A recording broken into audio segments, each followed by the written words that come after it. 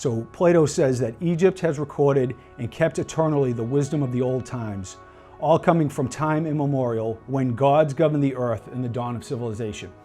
They all talk about, all these sources talk about the gods and these long-lived beings and giants existing in Atlantis. Giants were supposed to be a part of the population just like little people and regular-sized humans, but they were often portrayed as androgynous and supernatural and long-lived. So the Library of Alexandria is where Plato was talking about. He visited there with Herodotus, he studied the ancient texts, and unfortunately, as you know, the Library of Alexandria was destroyed in two separate fires. So we wouldn't be having this conversation today, I believe, if the library still existed, because all this evidence would be laid out for us to read. So there is literary evidence of Greek individuals visiting Egypt, especially to acquire knowledge, e.g. Herodotus and Plato. And here's Herodotus right now, who in fact lived before Plato. And this is what he says. Near this salt hill is a mountain named Atlas. After this mountain, these received their name, for they are called Atlanteans. He also refers to the sea beyond the Pillars of Hercules as the Sea of Atlantis. Now, Casey and Plato and others, they specifically put Atlantis in the middle of the Atlantic. But this is the general location, you know. This is what the mystics and the chroniclers say. It's not in other places in the world. It's not in Antarctica and other things that people have proposed. I'm not saying, you know, I don't have a time machine, I don't know. I'm just saying this is what all the sources say.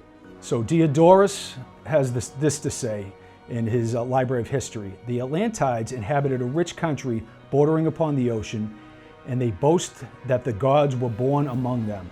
In a word, this island is so delightful that it appears to be the abode of the gods rather than human beings. So Pliny says, beyond the Aquilion, one finds a blessed nation called, according to tradition, the Hyperboreans. Among them, men reach an extreme age. Many marvels are told of this people. The country is bathed in sunlight and enjoys a pleasant temperature. And this is what Selenius has to say. Europe, Asia, and Libya are islands washed on their shores by the ocean, and there is but one continent which is situated outside these limits. Its expanse is immense. It produced very large animals and people twice as tall as those common to our climate, and they live twice as long. This is exactly what Casey was saying in a trance-like state in the 30s about Atlantis. So in The Nature of Animals, we hear, those living near the ocean tell the tale of the ancient Atlantean kings, tracing their lineage from Neptune. And they wore bands made from sea rams upon their head. Now, Homer talks about Ogygia, the home of the nymph Calypso, the daughter of the Titan Atlas, also known as Atlantis. He is talking about Ogygia as a real place in the Atlantic. So the geographer Strabo says and proposes that Ogygia was located in the middle of the Atlantic. Plutarch says the same thing. The Ogygian Isle lies far out to sea, distant 5 days' sail from Britain, going westward, and 3 others distant from it. So this is interesting. This is what Plato says about the Ogygian flood. He argues that this flood occurred 10,000 years before his time, 10,600 BC. Remember the 12,800 or 10,800 BC date of the Younger Dryas impact event, as opposed to only 1,000 to 2,000 years that have elapsed since the discovery of music and other inventions. So the other great mystic, Rudolf Steiner, another seminal thinker, had this to say: everything that refers to giants and legends is absolutely based on knowledge of the truth. We feel it to be absolutely correct from the spiritual scientific point of view that the giants are stupid and the dwarfs are very clever. You know, little people are also discussed as being inhabitants of Atlantis. So the Rosicrucians have this to say: there were two prime facts that stand out. One is that there were giants in the earth in those days, and the other that the patriarchs, the gods, lived for centuries. In the Rosicrucian Digest, so in this issue we explore the mysteries of the lost continent of Atlantis, one of the most powerful and enduring ideas of the Western world and of Rosicrucian heritage. There is no doubt that the Rosicrucians and Freemasons believed in Atlantis. The old masters who made it their object of their lives to gather together once more these scattered fragments and to reconstruct the occult doctrine of the Atlanteans found a portion of their material in Egypt, India, Persia, Chaldea, Media, China, Assyria, ancient Greece, and also in the mystic records of the Hebrews, such as the Kabbalah and the Zohar. The common source, however, may be regarded as distinctly Oriental, that the great philosophies of the East, in fact, may be said to have been built upon the base of still more ancient teachings. Moreover, the great Grecian teachings are believed to have been based upon knowledge from the same common source. So, at the last, the secret doctrine of the Rosicrucians may be said to be the secret doctrine of Atlantis, transmitted through the descendants of the people of that great center of occult knowledge. So all these sources are basically pointing back to Atlantis as the origin of this wisdom. And once again, like I said before, the Rosicrucians and the Freemasons both talked about Atlantis. Manly P. Hall, the great Rosicrucian thinker, who actually had Ronald Reagan, the president, as one of his students, wrote Atlantis and the Gods of Antiquity. And Madame Blavatsky, the psychic and the head of the Theosophist Society, also talked about it as well. Blavatsky also connects Chinese and Indian mythology to the story and biological and geological evidence of her time. The whole continent of Atlantis was submerged in water, or so the story goes. Blavatsky claims that cataclysm was the source of all stories of deluges in mythology, including the Bible. So we know from the Bible that there was this belief in giants. There's actually 23 giant accounts in the Bible. Some you're very familiar with. This one from Deuteronomy you may not be. A people great and tall, the sons of Anakim, who you know and of whom you have heard it said, who can stand before the sons of Anak? There are some that believe this is the Anunnaki of Samaria, this Anakim right here. And I'll say that Casey talked about the founding of Atlantis, 210,000 BC. He essentially said that we are here as spirits trapped in bodies that basically came down and got enmeshed into the material world and forgot our true home. And that's what the hell we're doing here. It kind of makes sense, and I'm just going to say that's what he had to say. And he also talked about cataclysms in 50,000 BC, 28,000 BC, and the final in 10,600 BC. So H.V. Hilprecht, in his book, The Babylonian Expedition by the University of Pennsylvania, states this about the androgynous beings of Samaria. This androgynous nature, this ability to beget out of himself his own ego, this self-existence is inherent in each and every god of the Sumerians. All Sumerian gods are androgynous. So Casey's got an 8th grade education in this weird trance-like state, going through the universal records and transmitting exactly what this noted scholar is talking about in ancient Samaria. And we know many people are familiar with the god Oannes, the hybrid fish being who emerged from the sea, from the Persian Gulf, to teach the Sumerians mathematics and geometry. He is known as androgynous. And then Dagon, the Philistines' serpent god or fish god, he has breasts and a beard, is represented as androgynous. And you have representations of him all over the place. What's interesting to me is that the Dogon people have this story about it that I'll share in a minute. The Dogon are in Mali, Africa, and the French colonized the area in the 1930s, I believe. And 2 French anthropologists sat with the blind elder Oga Matoli, and he told them all about their past. And he said the wisdom that the Dogon have was shared by androgynous fish beings from Sirius, extraterrestrial beings. Now, that sounds strange, but you will find all around the world these extraterrestrial androgynous fish gods are supposed to be the culture heroes that imbued all these civilizations with their sophisticated knowledge. So here is an archetype of the Nomo. And they are androgynous. They are fish beings you see with all the fish tails. Here is a double-headed statue that indicates that androgyny right here. So Casey simply compares this type of conception with that of the lowly amoeba, who pushes out from within itself another separate body, splitting its own gene pool. The culture hero of China is called Fu Xia Nuwa, a androgynous fish being who shows up teaches the I Ching, the arts of civilization, geometry and mathematics, just like in many other places. And these are from old tombs in China. These reliefs are taken. And it's a androgynous fish being that is being portrayed. Just like Olokun in West Africa, another androgynous fish being. Very specific. It's not, oh, the gods came from the sky, blah, blah, blah. It is like androgyny and amphibious creatures teaching us math. And, you know, it really, the strange and specific nature of it catches my attention, I'll say that. And in West Africa, they still have these festivals to honor these androgynous fish beings. And in Hindu culture, you have Vishnu and Matsya, that these wisdom keepers who are portrayed as fish beings. In fact, you go over to South America, and at the Bennett monolith, this giant monolith is displaying, it could be Viracocha or one of the creator gods. He has fish scales right here, and he is known to be androgynous. The mysterious Olmecs have an androgynous god who is a fish god as well. And here, my friend J.J. Ainsworth shared this with me, that these mermaid-like creatures exist there. This is what Manly P. Hall, the great Freemason thinker, says. The mythologies of many nations contain accounts of gods who came out of the sea. Certain shamans among the American Indians tell of the holy men dressed in bird feathers and wampum who rose out of the blue waters and instructed them in the arts and crafts.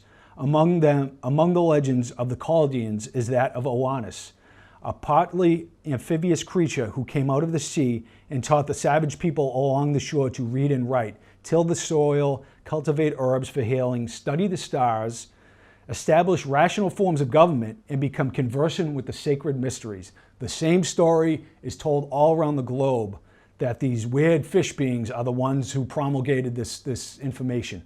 Now in the Olmec site of Laventa, I believe this representation of Quetzalcoatl was found between 1200 and 1800 BC.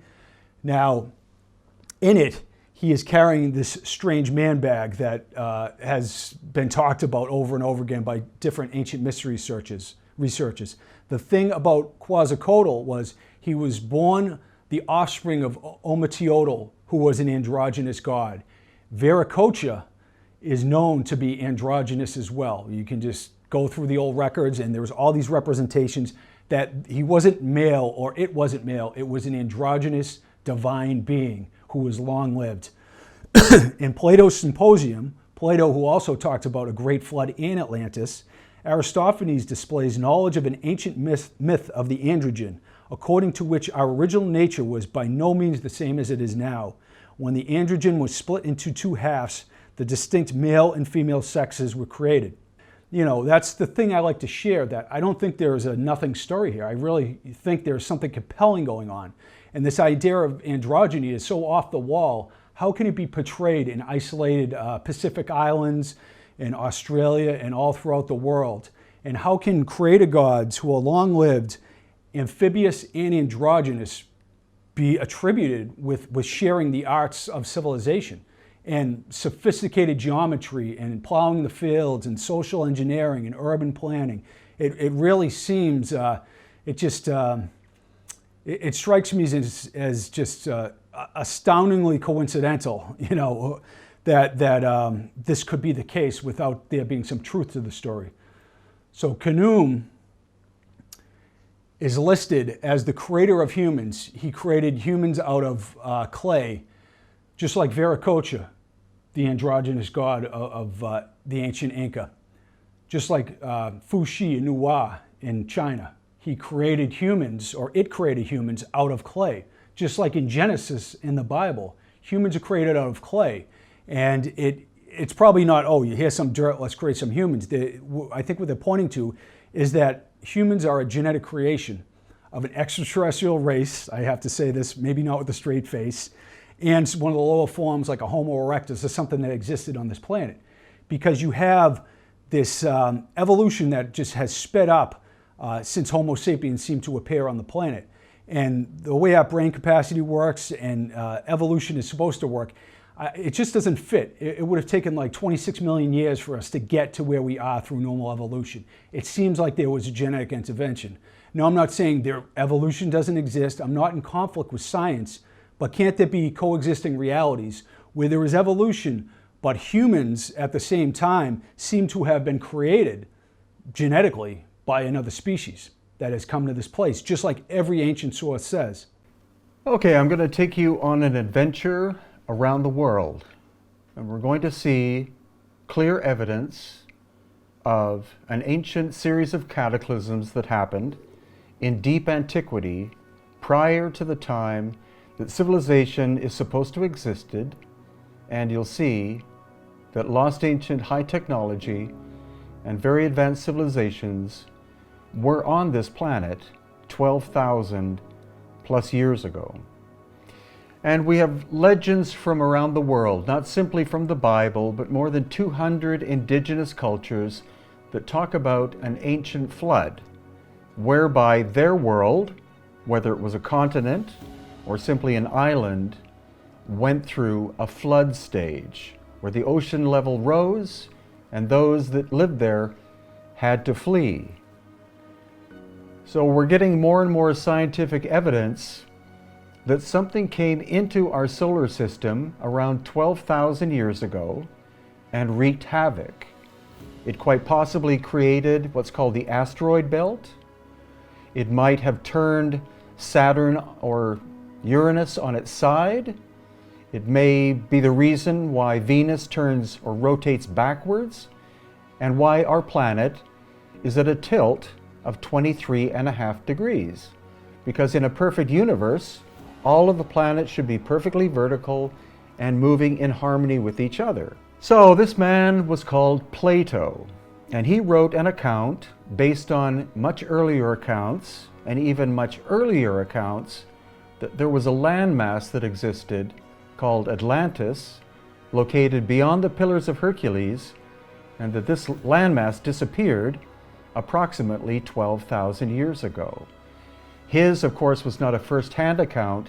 The sources go back to ancient Egypt.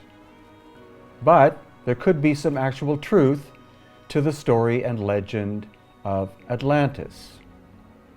Also, about 12,000 years ago, you had the die-off of what are called the megafauna of North America. Millions of giant animals very rapidly disappeared. And there's no environmental shift or climate change shift or whatever that can explain such a rapid decimation of the woolly mammoths, the saber-toothed cats, etc. However, in Siberia, thousands, if not millions, of woolly mammoths have been found flash frozen with food still in their mouths. And climate change can't explain that. But maybe something happened to the orientation of our planet. Possibly one day it was vertical, and then the next day it was tilted by 23 degrees. So the mammoths, etc., could have moved from a temperate climate to Arctic almost instantaneously. Conventional academics say that it was the Native American people who wiped out all of these megafauna somewhere around 12,000 years ago simply by hunting them. But there were millions of them and probably only thousands of these native people. So that is not a logical answer. However, in the 1950s, a book was written called Cataclysm, Compelling Evidence of a Cosmic Catastrophe in 9500 BC, which is 11,500 years ago. But let's just round the whole thing off to 12,000 to make it simpler.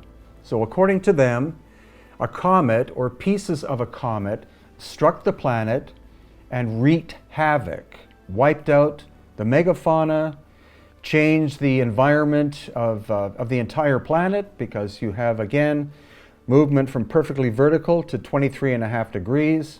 So that means going from tropical suddenly to temperate, temperate suddenly to Arctic, etc. That would have wiped out almost all plant and animal life and human life on the Earth. And so their work was then followed up by Barbara Hahn Clow, and her book was originally called Catastrophobia.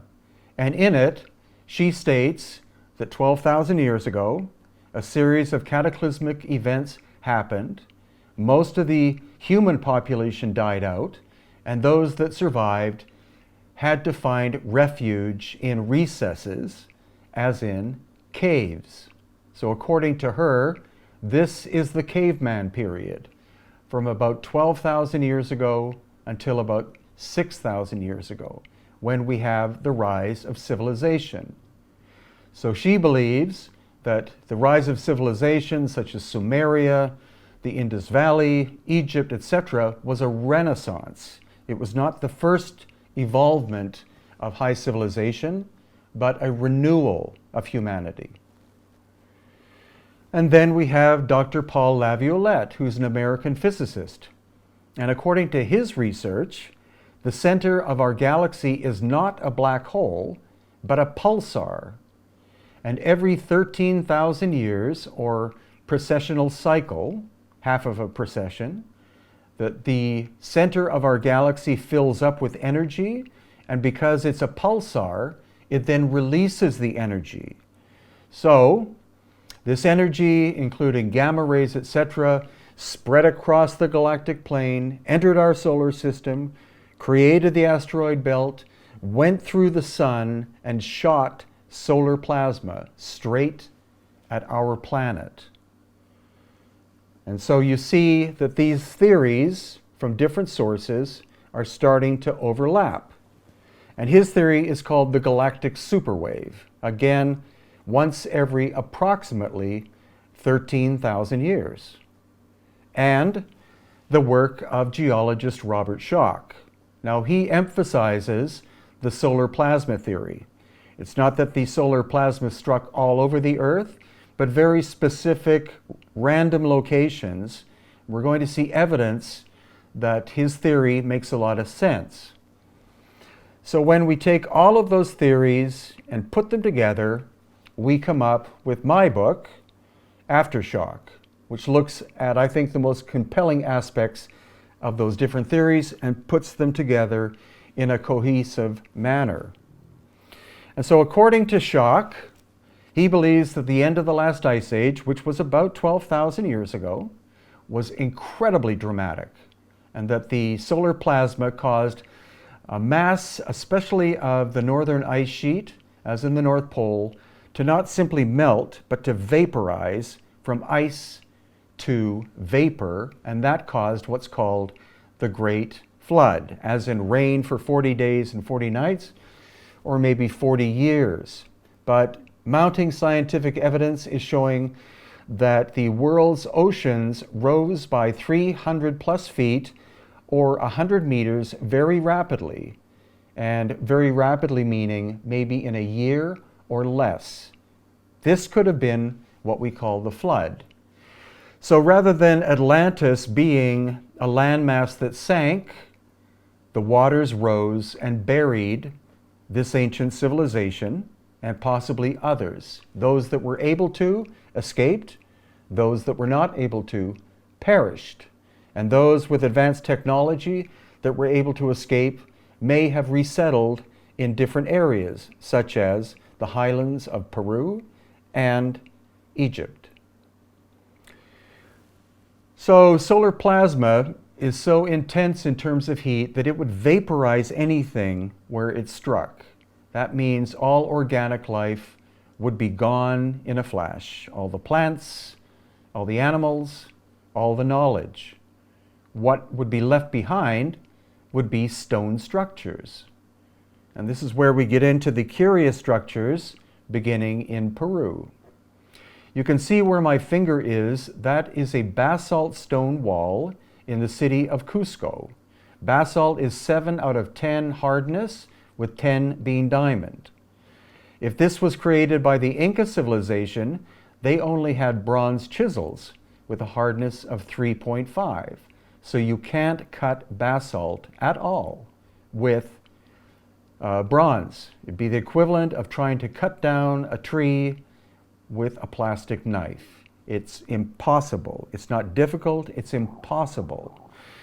So this wall, for example, you can't fit a human hair in the joinery, and this wall is more than 3 feet thick, perfect from front to back and inside.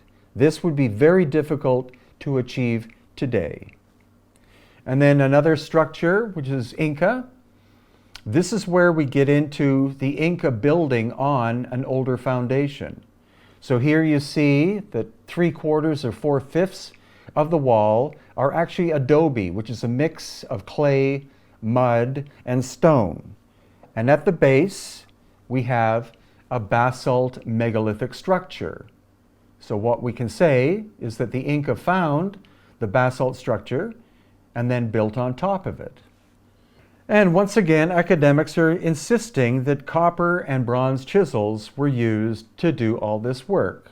And they also insist that all of the profound work done in ancient Egypt was also done up until the time of 700 BC using copper and bronze chisels.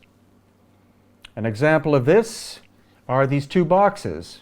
The one on the right, they say, is from the 4th dynasty, and it's very rough, as you can see. It's made out of granite, no flat sides, covered in hieroglyphics, very crude, small. The one on the left, they say, is older, and you can see it's much bigger. It has flat surfaces. The lid was cut from the same piece of stone as the box. The inside is almost perfectly flat, and that would require a much higher level of technology than the making of the one on the right. So that's evidence by itself of technology of a more sophisticated nature that happened prior to the 4th dynasty. And then in the museum in Cairo, this is a giant box. Notice I'm not calling it a sarcophagus because these are much bigger than human size. And this is evidence of a mistake happening in the construction of this giant box. Two machines that turn out to be circular saws, the saws being 6 feet in diameter, one on top of the other, were working to cut the lid off, and the upper saw started to move into the box itself and snapped 1/3 of the lid off. So what they did is they simply abandoned the project. They didn't try to take the stone and cut it into smaller pieces. Obviously, their technology was so sophisticated that if they made a mistake, all they would say is, bring me another blank and I'll make another box. And here is the actual evidence. Here we see the tool marks. We see the two circular saws, the one on top shifting into the box, creating the snapping of the lid. And the cutting rate appears to be about 1 millimeter to 2 millimeters per revolution. That is 500 times more efficient than a modern 21st century drill or saw. Also, anomalous artifacts such as this. The Egyptologists called this a vase for lotuses, but it looks much more like a piece of a machine. Here in profile, you see there are 3 lobes. Unfortunately, this was restored in modern times. Originally, it would have been technically perfect, but because they tried to fix it, they make it as though it's kind of rough. And so originally, this would be, as you can see by the central shaft, some kind of impeller device. Whether it pushed or pulled air or water or energy is unknown. If it was to pull or push, the lobes should be angled, but they are flat and curved. So this is a very out-of-place artifact, and the fact that it's still on display is quite amazing. And then we also see other mistakes that the academics have made. What we find in the museum are 100 or more vases, dishes, cylindrical jars, and vases with handles that are made out of porphyry, which is a stone of 7 out of 10 hardness or more, basalt and diorite, which are of a hardness of 7 out of 10, with 10 being diamond, and they are listed as being from the Archaic period. Archaic period means pre-dynastic, so older than 3000 BC, and that means they were made prior to the invention of the potter's wheel. And as we look at the artifacts, we see that they had to have been turned on lathes. Now lathes, as in lathes for, especially for cutting stone and metals, likely didn't exist prior to, say, the 17th or 18th century AD. And the cutting of hard stone like this would require diamond tools. So we're talking late 19th century AD. And yet, a cache of these objects was found at Saqqara, including the so-called schist disc, 30 to 40,000 of them, made during pre-dynastic times. And as you can see in this photo, they had to have been made using lathe machine technology. Also in the museum, we find core drills in granite. And again, the core drill, as far as we know, was not invented until the 19th century AD. So somebody had that technology in dynastic, or more likely, pre-dynastic times. Lost ancient high technology, lost ancient high civilization.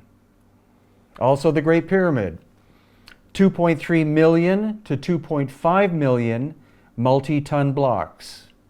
If this was done during the time of Khufu, the supposed creator, around 2500 BC, in a 25-year period, that means that each block would have to be cut, moved, and set into place almost perfectly every 2 minutes. That is impossible. We're talking the difference between difficult and impossible. We're getting more into the realm of impossible. Also, if you didn't know, the Great Pyramid is 8-sided, not 4-sided. So that makes the whole design and execution that much more difficult. And we find casing stone still intact on the Great Pyramid. If it was all removed by later cultures to build the city of Cairo, why are there some still attached to the bottom?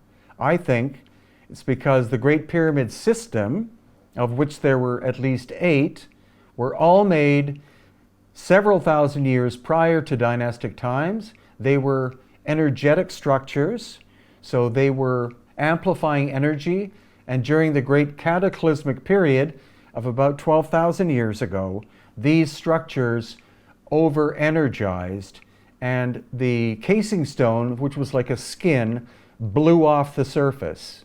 And so over the course of time, they turned off in terms of their energetic function, and then later civilizations came and simply took the stone from the ground, moved it, and built structures. They didn't physically peel the casing stone off. Also, the Great Pyramid is locked into the Giza Plateau. It doesn't sit on top of it. So that's like it's interlocked into the plateau itself.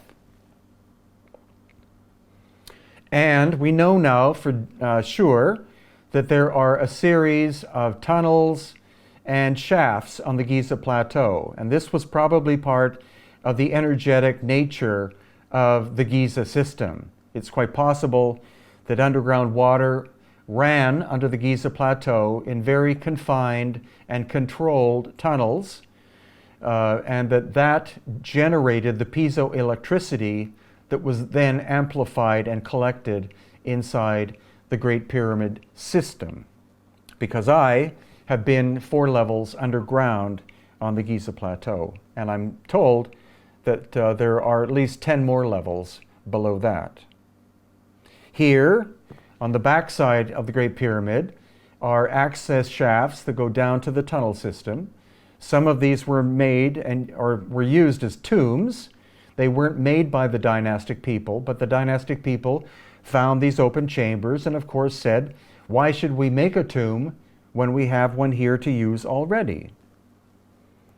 And if you're able to, you can get to areas on the Giza Plateau where there are shafts that are at least 14 feet wide, 14 feet long, and 60 feet plus deep. They have sand on the bottom, But if these shafts in bedrock were created 12,000 plus years ago, that gave plenty of time for them to fill up to their current point of being 60 feet deep. They may be hundreds of feet deep.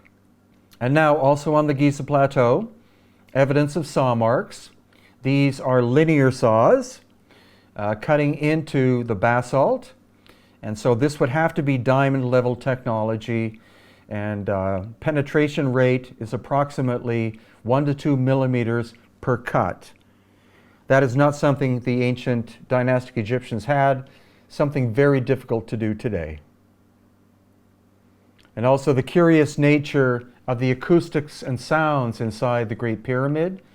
The Great Pyramid seems to respond to certain tones, and that could be telling us that the interior structure was tuned to specific frequencies.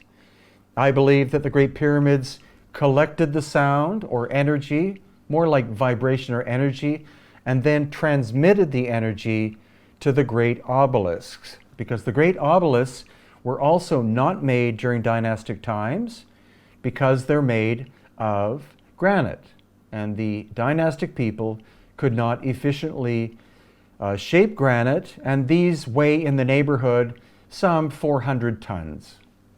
So it's like an ancient Wi-Fi or energetic system or Tesla technology.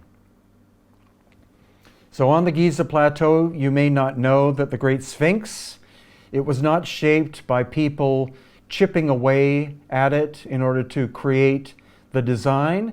The Sphinx is in what's called the Sphinx enclosure, so it's actually in a recess, and the giant blocks in front were cut out from the Giza area and moved to the front in order to create what's called the Sphinx Temple. So blocks easily 40 tons or more. One is cut, removed from the enclosure, set into place. Another one is cut and moved right next to it. And you see the amount of erosion on the surface. That is much more than a few thousand years. And we can see the erosion. The face was recarved during dynastic times, obviously. And thanks to the work of Dr. Robert Schoch and 200 other geologists, we can see the vertical erosion which had to have happened using precipitation or rainwater. It has not rained significantly in the area of the Giza Plateau for at least 10,000 years. So that tells us that the dynastic people around 3100 BC found the Sphinx in place and started to reshape and repair it. Also, we see this ramp made of wood in front of the pause. There are legends that there are shafts or tunnels and or the so-called Hall of Records underneath the front pause of the Sphinx. And Robert Schoch did ground penetrating radar. They found at least one chamber in the bedrock under the Sphinx. And so I was told recently that the reason why this boardwalk was built is because they've already done excavations. They have found chambers underneath it, and they built the boardwalk system to hide the entrance to the shaft, tunnel, and chamber system. It's not done there for tourists. It's done there to hide the evidence. Also near the rump of the Sphinx, we have this grate, which on this day happened to have been removed from where it is. It's on the left hand of the rump of the Sphinx, and when it was removed by an official that was with us, we could see inside there's a metal ladder that goes down inside the Sphinx. So it's quite possible that the Sphinx is hollow or has a series of ancient tunnel and shaft systems built during the construction originally of the Sphinx. Also the bent pyramid, you see the damage to it. Again, it's my theory that it was a vibratory resonant structure, and that during the time of the ancient cataclysm, the surface or the corners blew out. And also notice the two angles. The upper angle was more affected by this cataclysm than the lower angle. This was not simply people coming and ripping pieces off. They simply harvested what was found on the ground. Also, the Red Pyramid, all the casing stone has been reduced to rubble. So I think the casing stone blew off the surface of the Red Pyramid. Inside these structures, again, astonishing acoustics, giving evidence of acoustic and resonance properties inherent with its construction. If they were built as tombs, why would you make them harmonic inside? That makes no sense. Then we come to Saqqara. And at Saqqara, we have a series of 2 tunnels. And in these tunnels, we have boxes weighing 100 tons apiece. So here, in one tunnel, we have a box that was never actually completed, which is curious. But there are 25 plus of these giant boxes. The box itself weighs 70 tons. The lid weighs 30 tons. The lid hermetically seals the box. And the stone is syenite or maybe granite. They're both related stones. The stone likely came from Aswan, which is 500 miles away, and the carving on the surface is very inferior to the shaping of the boxes themselves. You can see the quality of workmanship. Again, it appears that the box and lid would hermetically seal each other. So these are not the tombs of the pharaohs. These are not the tombs of bulls, because this is way beyond the technology of any stage during dynastic Egypt. And the hieroglyphs. The hieroglyphs were actually never completed, and they're very crude in nature, as if somebody was carving them with a hardened nail, whereas the construction of the boxes could not be achieved to this very day. And inside, almost perfect construction. Again, you see the quality of work of the lid and the acoustics and vibration of the inside. The boxes were tuned to a very specific frequency that could have been ohm. So they were vibratory structures, like the pyramids. The oldest astrological calendars supposedly are in Egypt. Some say they date to about 12,000 years ago, or that the whole concept of astrology came up after the Great Cataclysm, that the skies were studied not out of fascination, but out of fear of something else coming in to destroy the earth. Then, of course, we find the curious helicopter, tank, and submarine. You only find these in one area of glyphs at Abydos. I honestly don't know to this day whether they depict machines or not. They are curious. And next we go to the Osirion. Here you see the shape and scale. Granite vertical blocks from Aswan again, likely weighing 60 or plus tons. The lintels weighing 40 plus tons. The enclosure is made of quartzite, which comes from a mountain near Cairo. So again, quartzite from Cairo, that's moving stone hundreds of miles. The granite from Aswan, hundreds of miles. The whole construction was done underground. This was clearly found by the dynastic Egyptians and much, much later by Egyptologists. Cataclysmic destruction, later cutting of stone for other structures. We have evidence of tube drills. In this case, the diameter is approximately that big. As far as we know, tube drills of that size could not have been created until at least the 20th century AD, but we find them in profusion in different sites in ancient Egypt.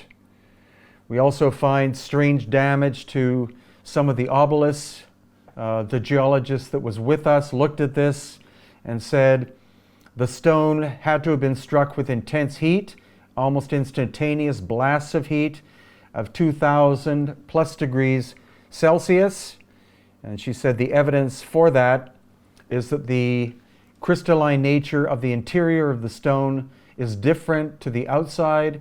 So the inside of the stone expanded, was almost heat flashed or cooked, not to the point of melting, but to the point of causing the stone to expand, creating major cracks on the surface. And now, instead of the obelisk having a tune sound, which is what you find with a true obelisk, there's a dead thud. So this is possible evidence of ancient cataclysmic heat. We find a lot of that at Karnak. The surface is basically burnt right off of some of the obelisks and other structures. And especially here, that's what's called the Holy of Holies. So this is actually supposed to be perfectly east-west, and in fact, it's 23 degrees off where it should be. That again could be the planet shifting in its axis 12,000 plus years ago. And these giant statues that have been found, they're dedicated to Ramses II, but in fact, all of them were found buried underground. And some of the precision of the cutting that we see of these faces could not have been done by hand, but it's like a computerized machine went in and cut one side, then reversed and cut the other side. This is 21st century AD technology. The Colossi of Memnon. This is made of 2 pieces of stone. The seated figure is 1 piece of stone weighing 720 tons. The base is about 300 tons. The quarry is in Cairo, about 200 or more, I'm being conservative, miles away. And you see the surface, the front, confirmed by a geologist, the front surface is burnt off. This is not the damage of vandals, but the front is burnt off, the sides are less damaged, and the back is not damaged at all. So this is a heat blast coming in from the east, likely at sunrise. Also, we have what's left of a 1,000-ton sculpture. It was all one piece, blown to pieces, and we see heat scorching on the backside. So that means this figure was actually facing, sorry, I got that backwards. The heat scorching is on the back, so the face was facing into the Valley of the Kings. This force came and blew it to pieces, and it's strewn all over. Also, it's very likely that the Valley of the Kings and the Valley of the Queens, that the shaft system, that they were created during pre-dynastic times, and that then the dynastic people simply used them as tombs because they found them there already. And there is evidence that the Valley of the Kings and Valley of the Queens actually are one system underground, that they interconnect, interlock. So that means that this, what you're looking at in the Valley of the Queens, goes underneath the mountain in the background and connects with the Valley of the Kings. This could not have been done by the dynastic people. And just other large stone granite structures we find that could not have been done by the dynastic people. Sense of scale, sense of quality of workmanship. The 1,200-ton unfinished obelisk at Aswan that was never completed. It looks like work suddenly stopped there one day for unknown reasons. I think it was a cataclysm. And what we also see is this large horizontal crack. The horizontal surface of the obelisk was done to proportions. Then as they were cutting down, they reached a point, they had to go deeper, but they reached a point where they found this crack. They abandoned the project. Also, there was another smaller obelisk, and you see these strange cutting marks that appear to be some kind of machine clawing at the granite to cut it. This could not have been done by hand tools.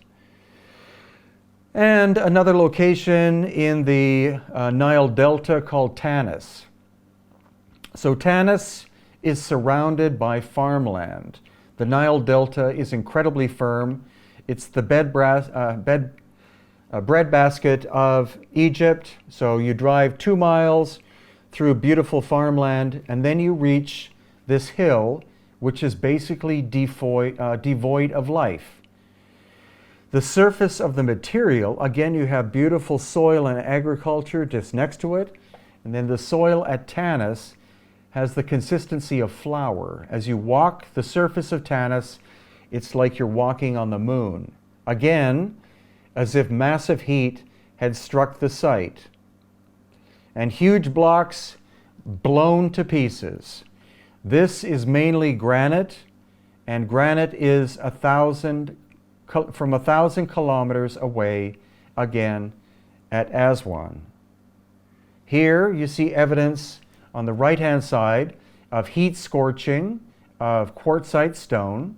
So in the case of quartzite, it actually changes color and melts when you apply high heat rapidly to it, whereas with granite, granite will simply crumble and break. So it depends on the type of stone. The ancient dynastic Egyptians found this location and they rebuilt it. So you see the rather crude work done with the megalithic blocks that they found. But again, more and more we find heat scorching. This is quartzite. It should be that light color on the left, as you can see, where that person's hand is, but the discoloration is heat. And then here we find what's left of a foot. And this was reshaped, the toes were cut off during dynastic times, most likely to be incorporated into a building. But it's calculated that if this was from a sculpture of one piece, that sculpture would be more than 100 feet tall. One piece, more than 100 feet tall, the quarry being at Aswan, more than 1,000 kilometers to the south. The lid of a giant box located at Tanis. A sculpture, you can see when you look at the toes, the discoloration is the melting of the surface. And here too with this sculpture, you see the surface is crumbling away because it has been destabilized by very intense heat. Almost all of the work found at Tanis, such as these sculptures, etc., they were all found buried underground, as if a giant heat source had come, struck it, caused all the soil to blow up into the atmosphere, more or less, in huge quantities, and then settled back down, covering what was there. More discoloration. And then finally, we're going into the Osiris shaft. The Osiris shaft has been closed off to the general public, most likely almost forever, or at least in recorded history. Less than 2 years ago, the government decided to open it up for tourism. It takes a special permit to go there, but if you pay the fee, your group can go inside. And it, by itself, if there was only the Osiris shaft, you would see clear evidence of lost ancient high technology. And so we were very fortunate to have it to ourselves for about an hour, actually 2 hours. So here is how you enter. You enter under the passageway that leads to the second pyramid. So you enter sideways, and then when you look down, first you look up and you see that this is in fact the bedrock with metal grates over top. And then you look down, and you're looking down 30 feet into the bedrock. So you take a ladder, a metal ladder, and you go down to the first level underground, as seen here. And you're inside this room. It's about 15 feet wide and 30 feet long. In the bedrock, you go forward, you look down, and there is a shaft that goes down another 100 feet. And in there are 6 chambers, and there are 2 boxes between 40 and 60 tons each, and they show signs of internal damage, as though there had been an explosion of some kind in the second level. It seems to be an internal explosion, not a force from the outside. And this one, the lid is ajar, and there's a strange organic material which is inside the box, and no one knows what that is. But again, it's only been open to the general public for less than 2 years. And this shows you the strange nature of whatever this substance is. So finally you look down another 60 feet, and at the bottom is a pool of crystal clear water, and this gentleman is standing on top of a granite or syenite box that weighs between 60 and 80 tons. So how did they get the box down through those 4 levels? How did they move the stone of the box from the Aswan quarry 500 miles away? And what was this? Again, they call it the symbolic tomb of Osiris, but they don't have any explanation as to who made it or how it was made. But clearly what you've seen from the evidence is that many of these were found by these people as remnants of constructions done by lost ancient civilizations in what we call prehistory, utilizing lost ancient high technology. So according to conventional archaeology, all of the works of ancient Egypt were created more or less between 2500 BC and let's say the time of Christ. But some of this work would have been impossible to have been done by the dynastic people, starting with the Great Pyramid itself. 2.3 million to 2.5 million multi-ton blocks of limestone with a core of granite. The granite comes from Aswan, and the limestone is actually from the area. So according to conventional academics, the Great Pyramid was constructed over the course of 25 or maybe 30 years during the time of Khufu. And if that's true, that means that the blocks would have to be cut, moved, and set into place every 2 minutes. So that's clearly impossible. So obviously what we're looking at is a construction that was found by the dynastic people and then adopted by them and renamed by them. So here you see incredible weathering patterns on the surface of the Great Pyramid. The casing stone, of course, to a great extent is gone. And this weathering, I've been told, is much more than the time period that we think. So this is an early indication that the Great Pyramid is much more ancient than what we've been taught in school. And here again, even more weathering of the surfaces.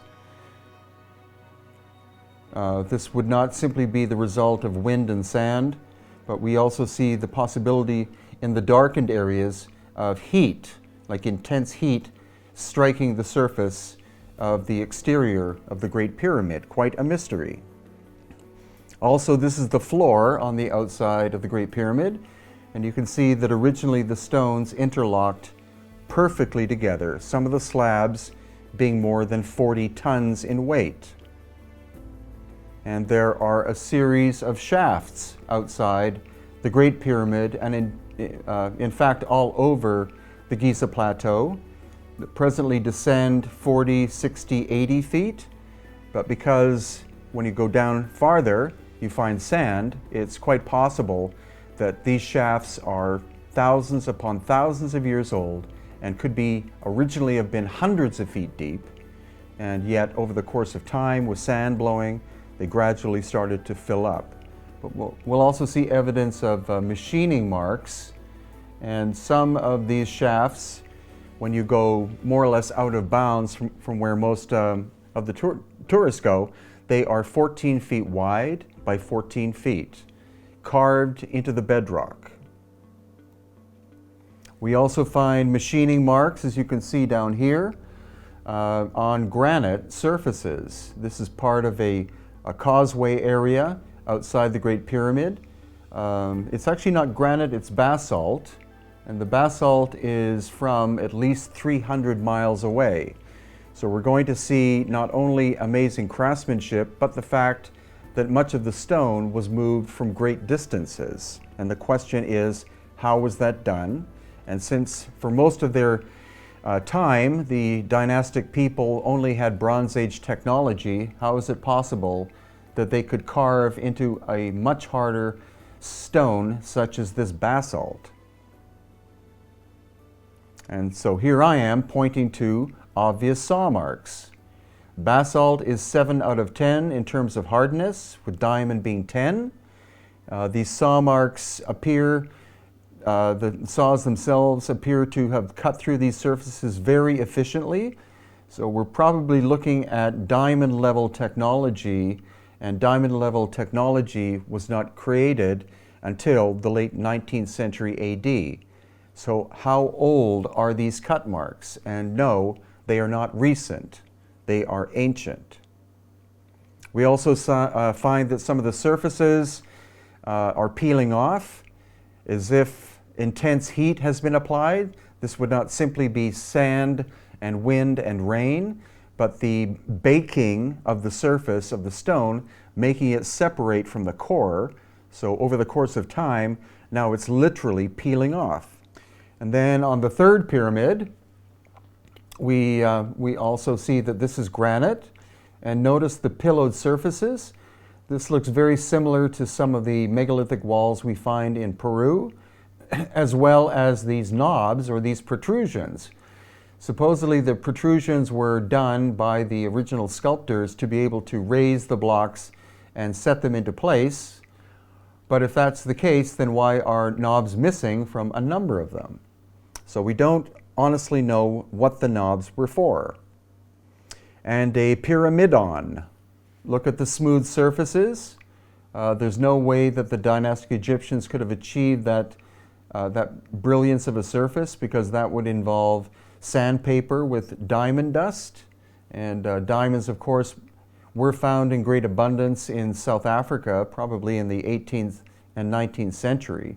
But the important thing to know is that the tool has to be harder than the material. So this is in fact syenite, which is a type of granite, much finer grained than normal granite, a little bit harder.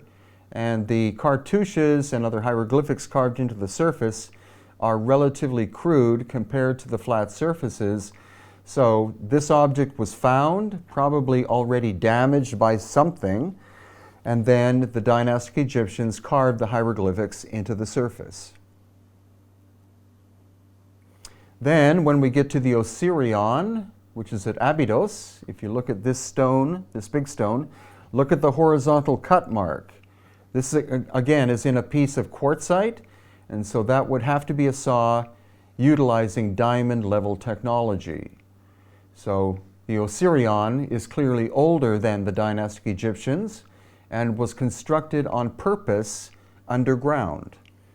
The vertical columns are made of syenite, which comes again from Aswan or the eastern desert in the Sinai, and the wall to the left is made of quartzite from Cairo, several hundred miles away. And the Osirion is very complicated. This is an area somewhat off limits, and what you're looking at on the left-hand side is a shaft that actually gradually rises up to the surface. So I think the function of the Osirion could have been an ancient water pump of some kind, pumping water from underground, because the Osirion usually has water. You can see the green water, but previously, before they built the high Aswan Dam, water levels would come up and down inside the Osirion. So it could have acted originally, it would have had a roof over top of it, it would have been completely buried and sealed off. So it could have been an ancient water pump as compared to the Egyptologist's explanation that it was some kind of symbolic tomb, which is an expression they use in excess. Whenever they find something mysterious, they call it a tomb.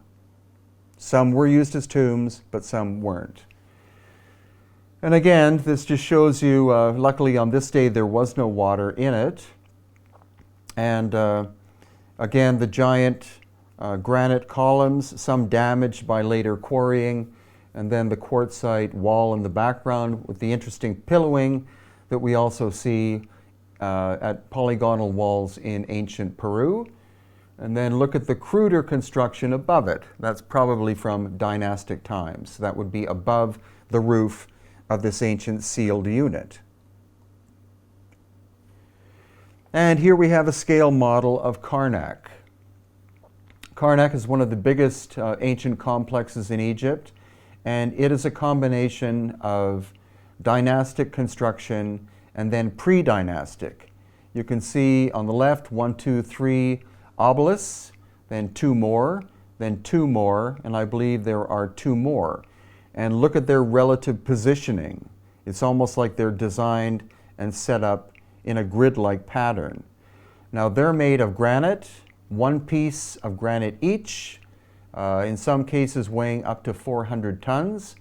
So the Bronze Age dynastic Egyptians could not have constructed or carved out, moved, and set these into place. So they are a pre-dynastic aspect that the dynastic people found, and then they built their structures in sandstone, which is a softer material, around it.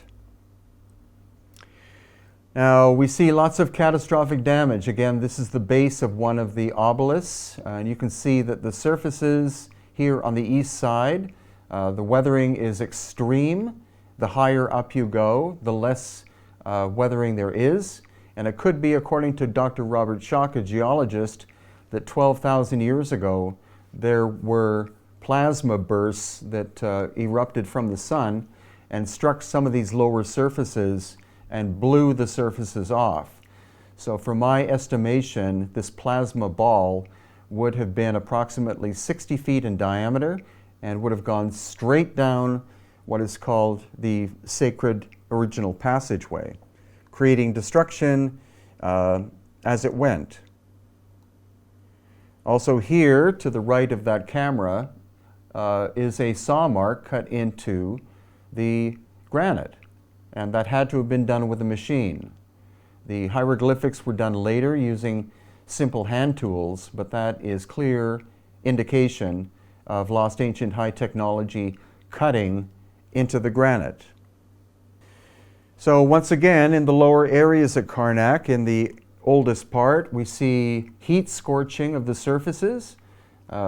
This is granite, and it's as if the surface has been basically burnt off. So that's another indication of very high heat in ancient times existing at Karnak.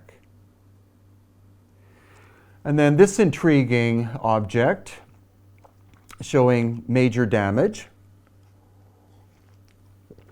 And it is a type of alabaster, which is not that hard, but originally this was one solid piece of stone. And there are no quarries of this kind of alabaster in Egypt, so it had to have been moved from a quarry somewhere else, possibly Turkey, and an estimated weight of that when it was original, even if it had been shaped at the quarry and then moved here, would be somewhere between 500 and 1,000 tons. Again, it was one piece of stone. It doesn't look like it now because it's been repaired. Then we're at the Aswan Quarry. And the Aswan Quarry is a granite quarry. That's where most of the granite from Egypt was taken from. And here you see dynastic period attempts to break the stone. Slots were created with very hardened bronze that would take a long time to do, possibly even with iron later on. And then they would put wooden shims into the recesses and pour hot water on them. And over the course of time, that would cause cracks to happen. So you'd have a very rough surface created afterwards. But contrast that on the right, which again is the indication of how the dynastic people broke the stone, with these strange scoop marks on the left. And the scoop marks are a clear sign of ancient technology that was prior to the dynastic people. And we're going to see more examples of this as we go along here. So here, more of these scoop marks, and this is the unfinished obelisk at Aswan, which, had it been completed, would have weighed 1,200 tons. And that's what it looks like. Look at the size of the people compared to the size of the obelisk. It was never completed, which is a mystery. And the other question is, even if they had been able to cut the whole thing out, how would they raise it out of the pit that it's in, since the surface is not flat? It's very much rolling. And granite is actually quite brittle, so it would have to be perfectly balanced as it was taken out of the quarry location. Otherwise, it would snap easily into two pieces. And here you see the, the Western Trench, and again, of the unfinished obelisk. And again, these interesting scooping tool marks. Unlikely hand tools. The standard explanation is that they had hardened stone hammers that they used to pound away to remove the granite, but the pounders were only slightly harder than the granite itself. So even creating a channel like that would take hundreds of years, if it was even possible. And here, this is a smaller obelisk that was never completed. And you see these interesting deep scoop marks into it. I think those were done by some kind of machine. There's no way you'd have a stone pounder and you'd be pushing in like this trying to remove granite from the surface, because we actually experimented with that. And I filmed it, and it looks quite stupid. Then we see here at, I think this is Karnak as well, again, extreme erosion of limestone surfaces, blackening of the surfaces. Wind erosion would simply cause the white limestone to weather, and it would still be white looking, but the blackening indicates intense heat. And then also these incredible shaft systems at Saqqara in Egypt, and these almost machining carving marks going deep into the bedrock. There are many of these shafts. Some of them are 16 feet by 16 feet in size, and they probably connect to a tunnel system farther down. Also, we have this scorching here. You can see this darkening orange and even brown and black. So again, I think that's an indication of possible solar plasma striking Saqqara. And solar plasma striking a surface like that would vaporize all organic life. So if there were any plants living there, any people, any animals, they would be instantaneously vaporized, and the area would not be habitable for probably thousands of years. That is another indication that there were those that did the early construction maybe 12,000 years ago. Then a series of cataclysms struck, and then the area was uninhabitable until maybe 5,000 years ago. Also, we see more devastating damage done to a small pyramid at Saqqara, as if the surfaces have exploded off. Some would say this is damaged by vandals, but it looks more to me like this is intense heat and literally blew the top of this small pyramid off. And here we see more examples of probable heat scorching, shattering of the stone, and it does appear that this little pyramid was hit at the very top by a very intense burst of heat. And here again, this incredible weathering into the surface and the blackening of the surface, the intense damage. This is actually the casing stone that's still on the lower part of it. But that weathering could not simply have been done by wind and sand. It's something much more devastating occurred here a long, long time ago. And I think that the dynastic people found this little pyramid. They didn't try to repair it, but they did use the interior as a tomb. So inside, we see this box, which could have been used as a tomb. And again, it has strange scorching on the interior. we couldn't really figure out what kind of stone it was. It's about, interior space is about 9 feet long. It would weigh in the region of 60 to 80 tons. And it could be basalt or possibly syenite, which is a type of granite, which again could not have been shaped efficiently during dynastic times. And this shows you that originally the lid of the box would have locked into it. So not just a lid that went on top, but three-dimensionally locked into it. And that's just one of the curious little aspects that I was looking at in this case. And next, we're still at Saqqara, and we are underground at the Serapeum, which is a series of 2 tunnels carved into the bedrock. And what we find here, and hundreds of feet long. One curious thing is there is no soot or other kind of organic darkened material on the surface. So these tunnels were completely pitch black. And there's no way that the dynastic Egyptians made it, because they had at best torches of some kind.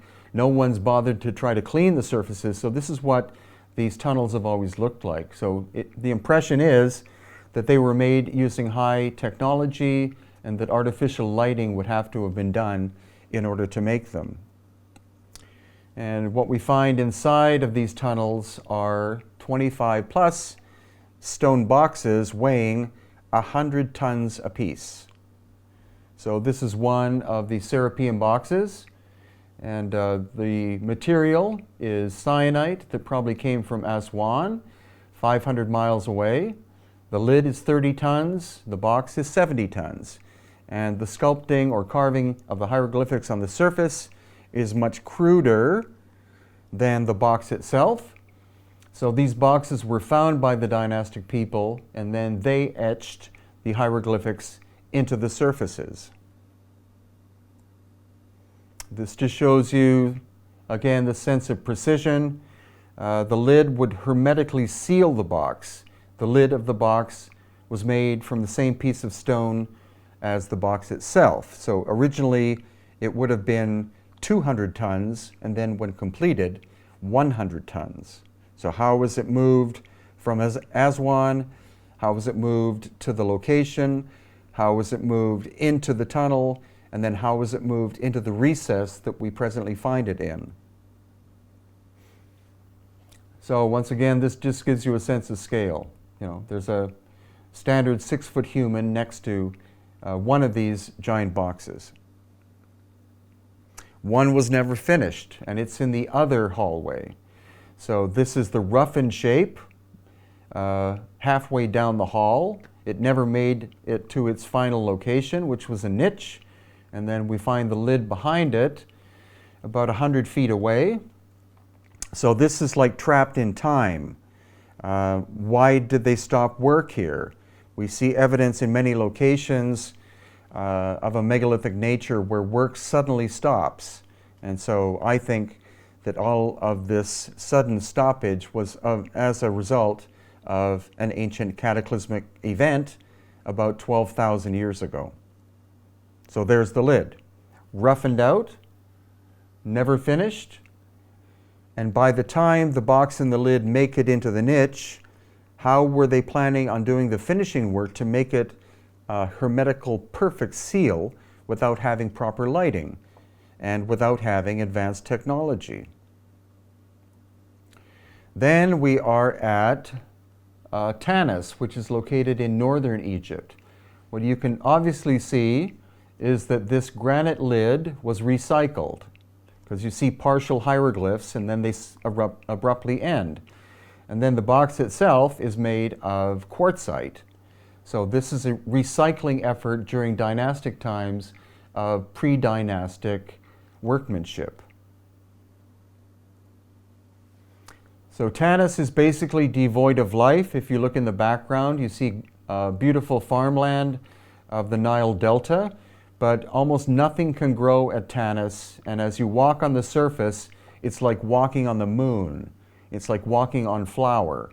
So I think this again was a place that was struck by an ancient cataclysm involving heat, quite possibly plasma ejection from the sun, and it basically decimated the site. It would have vaporized any life forms, and there are a handful of thorny plants that presently live there, and nothing else.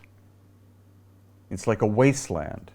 Also, the hieroglyphics on the left look like they were done with a machine, whereas the ones on the right look like they were done by hand. So the hieroglyphics on the left are pre-dynastic, the ones on the right are dynastic, and that gives us the strong possibility that hieroglyphics were not created by the dynastic people, but were an inheritance, and they were reinterpreted by the dynastic people.